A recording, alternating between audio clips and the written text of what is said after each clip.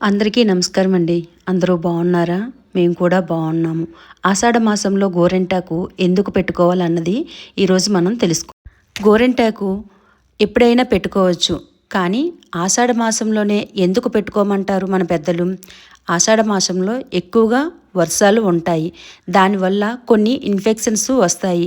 ఆ ఇన్ఫెక్షన్స్ తొలగించుకోవడం కోసం ఆ గోరింటాకు పెట్టుకుంటే మంచిది. గోరుచిట్లు అవ్వవని చెప్పడం వల్ల ఆషాఢ మాసంలో ప్రతి ఆడవారు గోరింటాకు పెట్టుకుంటారు. అదేవిధంగా సౌభాగ్యం అని కూడా చెప్తారు.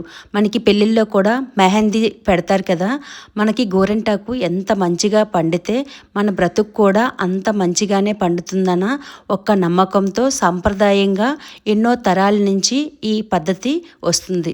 అయితే మా ఇంట్లో గోరింటాకు ఎలా పెట్టుకుంటామన్నది మీ అందరితో షేర్ చేసుకుంటాం.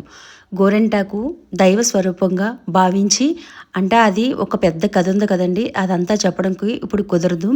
అయితే పార్వతీదేవికి ఇష్టమని ఈ గోరింటాకు కథ ఒకటి ఉంది. మరోసారి ఎప్పుడైనా సరే చెప్తాను.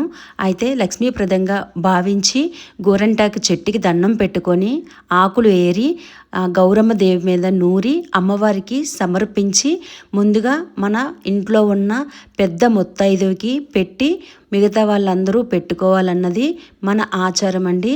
అంటే ఇదే కథ మా అమ్మమ్మ నాకు చెప్పింది. నేను ఈ రోజు వరకు అది పాటిస్తున్నాను.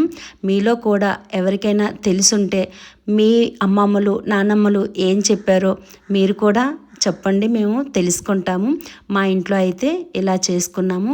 మొదటిగా మా అమ్మగారికి పెట్టిన తర్వాత తన్వి పాపకి పెట్టి మేము చాలా సంబడి పడిపోయాము.